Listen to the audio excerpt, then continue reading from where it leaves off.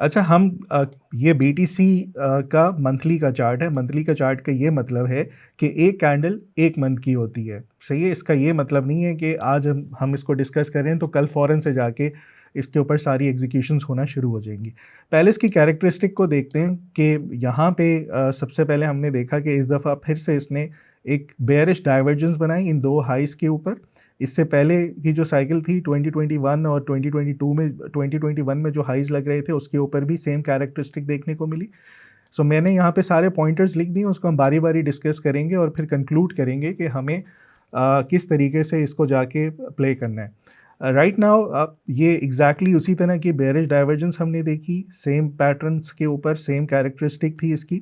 उसके बाद इसने क्या किया कि यहाँ पे जो इसका हायर लो था, इन दो हाइस के दरमियान जो पॉइंट है हायर लोस का, उसको ब्रेक किया। इस साइकिल में भी करंट वेव के ऊपर भी इसने अपना हायर लो यहाँ पे ब्रेक किया। अभी तक आपकी दो कैरेक्टरिस्टिक बिल्कुल मैच कर रही हैं। उसके बाद आप ये देखिएगा कि जब इसने अपने हायर लो को ब्रेक किया, ब्रेक करने के बाद ये जितना नीचे गया है, यानी कि यहाँ से $28,000 से 15,000 13,000 पॉइंट्स नीचे गया है, एग्जैक्टली इसी कैरेक्टरिस्टिक को फॉलो करते हुए इसी साइकिल पे हायर लो जब ब्रेक हुआ तो एग्जैक्टली 13,000 ही नीचे आया, यानी कि 73,000 था तो 60,000 पे आया। एग्जैक्टली उसी क्लोन को उसने फॉलो किया है। फिर आप ये देखें जो इसकी अपने हाई से इस वेव की जो हाई था जो तकरीबन 67,000 का था, इसका अगर मैं मैग्नीट्यूड निकालूं यानी कि 67,000 से जो ड्रॉप हुआ वो तकरीबन 15,000 तक आया, तो आप कह लें कि 52,000 का ड्रॉप था। और ये इस टाइम जो आपकी साइकिल्स पे चल रहे हैं तकरीबन उतना या उससे ज़्यादा ही हो चुका है, 60,000 से प्लस हो चुका है। ये कैरेक्टरिस्टिक भी उसकी मैच कर रही है। फिर उसके बाद एक और चीज़ नोटिस करें कि जब ये वाली साइकिल थी 2021 के ऊपर, इसने अपना हायर लो ब्रेक किया, लोगों को बेयरिश साइड पे लेकर आया कि अब ट्रेंड ख़त्म हो चुका है, इसका बुलिश से बेयरिश हो गया। सो रिमेंबर वन थिंग, जब भी हायर लो ब्रेक हो डाइवर्जेंस के साथ हम ये कंसिडर करते हैं कि ये अब ट्रेंड इसका ख़त्म हो चुका है, बुलिश ट्रेंड। तो उसके बाद ये एक्यूमुलेट होता है एंड देन दोबारा से नेक्स्ट ट्रेंड को फॉलो करना शुरू कर देता है। सो यहाँ पे आप देखिएगा कि जब हायर लो ब्रेक हुआ लोग दूसरी तरफ आ गए कि अब शायद बीटीसी का बढ़ना मुश्किल है। और उसके साथ साथ इसने जो प्रीवियस इसकी रेजिस्टेंस थी जो सपोर्ट में कन्वर्ट हो गई थी 19,000, उसको भी ब्रेक कर दिया। अब यहाँ पे दो नेगेटिव बातें आ गई। लोग हमेशा से यही समझ रहे होंगे कि इसने अपना हाई लो भी ब्रेक कर दिया और प्रीवियस ऑल टाइम हाई की जो सपोर्ट थी वो भी ब्रेक करके नीचे सस्टेन कर रहा है। अच्छा, ये जो टर्मिनोलॉजी यहाँ पे यूज़ करते हैं कि जब दो बड़े आपके सपोर्ट लेवल्स ब्रेक हो जाएं और उसके बाद दोबारा ये बढ़ना शुरू हो जाए, इसको कहते हैं अंडरकट लो, स्प्रिंग, और आजकल के जो बच्चे हैं उसको लिक्विडिटी स्वीप का नया नाम दिया हुआ है। सो यहाँ पे एग्जैक्टली वही हुआ और उसके बाद हमने देखा कि 15,000 के बाद ये बढ़ना शुरू हुआ और उसने ऑल टाइम हाई 127 का जाके प्रिंट किया। अब एग्जैक्टली आप यहाँ पे देखें इसी तरीके से इसने अपना हाई लो भी ब्रेक कर दिया है इस जगह पे जो 74,000 का था, और जो इसकी प्रीवियस ऑल टाइम हाई थी 68 के अराउंड, उसको भी ब्रेक करके ये नीचे आ गया। सेम कैरेक्टरिस्टिक जो इस वाली वेव के ऊपर प्ले हुई थी एग्जैक्टली इस टाइम जो करंट वेव चल रही है इसके ऊपर भी प्ले होना शुरू हुई है। इसके अलावा अब ये दो सपोर्ट ब्रेक हुई तो हम एक और सपोर्ट भी देख लेते हैं, उस पर भी यानी कि पूरे तरीके से जहनी तौर पे प्रिपेयर किया जा रहा होता है या टेक्निकली प्रिपेयर किया जा रहा होता है कि आपका अब बीटीसी ख़त्म हो चुका है, यानी कि ट्रेंड इसका बुलिश ख़त्म हो चुका है और अब ये नीचे की तरफ शुरू हो गया। इसी तरीके से हम यहाँ पे देखें एक्सपोनेंशियल मूविंग एवरेज 55 और मंथली चार्ट्स, ये हमेशा से बहुत बड़ी सपोर्ट रही है। तो लास्ट साइकिल में 2022 जून के ऊपर इसने जब इसको ब्रेक किया 24,000 अगेन, अब ये तीसरी सपोर्ट आपकी ब्रेक हो रही है। पहले आपने हाई लो ब्रेक कराया एंड देन उसके बाद ये में 55 कराई, फिर प्रीवियस ऑल टाइम हाई को ब्रेक कराने के बाद ये कहा गया कि अब ये ख़त्म, डेड है, साइडवेज हो जाएगा और उसके बाद ये फर्दर नीचे आ जाएगा। यहाँ पे एग्जैक्टली वैसे ही हो रहा है। राइट नाउ इसने ये में 55 की सपोर्ट को टेस्ट किया है और उसके बाद यहाँ से बाउंस कर गया। ठीक है, तो हमारी थर्ड सपोर्ट अभी यहाँ पे इंटैक्ट है जो इस टाइम वेव चल रही है। इसको हम आगे डिस्कस करते हैं कि इसके बाद जो लास्ट टाइम की वेव थी जो जून 2022 थी, जिस टाइम इसने 23,000 को ब्रेक करके ये फर्दर साइडवेज हुआ, ये जो साइडवेज की कंसोलिडेशन थी जो बहुत इंपॉर्टेंट है, जब भी इतनी बड़ी बेरिश ट्रेंड के बाद कंसोलिडेशन होना शुरू होती है वो क्यों होती है? जब बेयरिश ट्रेंड होता है ना, यहाँ पे 68,000 पे जिस टाइम बीटीसी था, लोग $1 लाख की बातें कर रहे थे जून 2022 में। उस टाइम ही मैंने इसको हाईलाइट कर दिया था कि टॉप है, अब ये नीचे जाएगा 13,000 तक, वहाँ पे फिर कंसोलिडेट करेंगे। सो होता क्या है, जब ये इतना बड़ा बेयरिश ट्रेंड होता है, सेंटीमेंट इतने नेगेटिव होते हैं कि लोग नफरत करना शुरू कर देते हैं। उसके बाद फिर ये उम्मीद यहाँ पे जागती है कि यार ये शायद बॉटम होगा। नहीं होता, फॉरेन से इंस्टेंट बॉटम्स कभी भी नहीं होते, हमेशा से एक्यूमुलेट होना ज़रूरी होता है। फिर ये 4 से 6 महीने की यहाँ पे कंसोलिडेशन थी। अब ये 4 से 6 महीने की जो फ्रस्ट्रेशन होती है ना, वो किसी से बर्दाश्त नहीं होती कि क्या मुसीबत है, किस चीज़ को ले लिया, ये ऊपर जाता है 20,000 होता है, फिर 18 पे आ जाता है, फिर 21 होता है, फिर 19 पे आ जाता है, ये अब मेरे ब्रेक इवन पे आएगा, मैं इसको भेज दूंगा। यही वो इमोशंस हैं जो आपने कंट्रोल करने हैं राइट नाउ। जो EMA 55 की अगर ये सपोर्ट ब्रेक होती है, इसको कम अज़ कम इस टाइम के ऊपर देखें, दो सिनेरियोज हैं। इस टाइम के ऊपर अगर ये यहाँ से 4 से 6 महीने कंसोलिडेट होता है, राइट नाउ ये 70,000 चल रहा है, 60 का लो लगा है, हो सकता है ये 54 55 पे भी आए, तो उसमें परेशान नहीं होना। तो अगर ये कंसोलिडेशन यहाँ पे 3 to 4 मंथ्स की करा देता है, तो एग्जैक्टली सेम कैरेक्टरिस्टिक को फॉलो करता है। और यहाँ पे टेक्निकली ये देखा जाए, आप लोगों को यानी कि रिटेल ट्रेडर को या मुझे पैनिक में लाया जा रहा है कि यार ये बहुत ही बेकार चीज़ है, इससे अच्छा कुछ और किसी और चीज़ में जाके इन्वेस्ट कर दो, ठीक है। और यहाँ पे आपको फ्रस्ट्रेट किया जाएगा। ये फ्रस्ट्रेटिंग फेस आना है अभी इसमें, अभी तो बेयरिश ब्लड बात चल रहा है। वैसे बाय द वे मैं बता दूँ, जितने भी ज़्यादा क्रिप्टो ट्रेडर्स हैं वो BTC उनके पास कम होता है, वो दूसरे ऑल्ट कॉइन्स में इन्वेस्टेड होते हैं। सो एनीवेज यहाँ पे अगर ये कंसोलिडेट होता है तो इसके बाद क्या है, कम से कम इसका बाउंस, अगर ये टॉप है तो एटलीस्ट इसका बाउंस जो है वो हम एक्सपेक्ट कर सकते हैं, अगर वर्स्ट केस सिनेरियो कि ये 108 तक 105 तक चला जाए यहाँ से, ठीक है। वर्स्ट केस सिनेरियो अगर ये इसने अपना ऑल टाइम हाई लगा दिया, टॉप लगा दिया, वैसे by the way 127 is not a top, इसके बाद ये दोबारा से बढ़ेगा।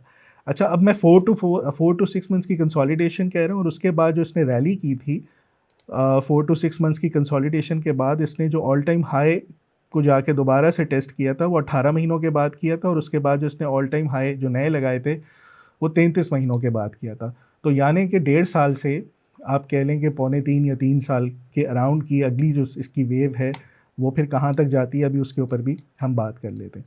अब अगर ये हम इसका सिंपल क्लोन बनाएं, जो लास्ट लेग थी उसकी यहाँ से 15,000 से 127, और उसके बाद अगर ये यहाँ 54 या 55 के अराउंड या इवन 60 के अराउंड ये कहीं बॉटम अपना डिफ़ाइन कर रहा है, तो इसकी जो नेक्स्ट प्रोजेक्शंस आती हैं इस पैटर्न के ऊपर वो बनती हैं 170,000 के अराउंड।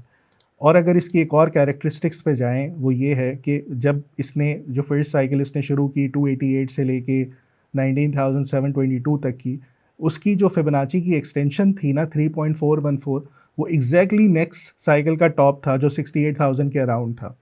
सो फिबोनाची एक्सटेंशंस की बड़ी सिग्निफिकेंस रही। फिर उसी तरीके से जब इसकी जो एक और नेक्स्ट साइकिल थी जो यहाँ से शुरू हुई और 68,000 तक गई, उसकी जो एक्सटेंशन बन रही थी फिबोनाची की जो डबल की थी वो 126,000 के अराउंड 134,000 के अराउंड थी, और हमने देखा कि जो टॉप था उसके करीब ही जाके 126 127 के अराउंड डिफाइन हुआ। अब जो अगली इसकी एक्सटेंशंस हैं, अगर मैं इसको ये ड्रॉप हो रही है, जैसे अभी सलमान ने आपको बताया कि जो इसकी करेक्शंस जो हैं हाई से लोज तक की वो शैलो होती जा रही हैं, तो इसी तरीके से जो टॉप्स हैं आपके वो भी स्क्वीज़ होते जाएंगे इन टर्म्स ऑफ एक्सटेंशंस। तो पहले 3.4 था, देन 2 हुआ, अब 1.618 या 1.3 या 1.28 जो भी फिबोनाची नंबर आता है वो फॉल करेगा 194,000 के अराउंड।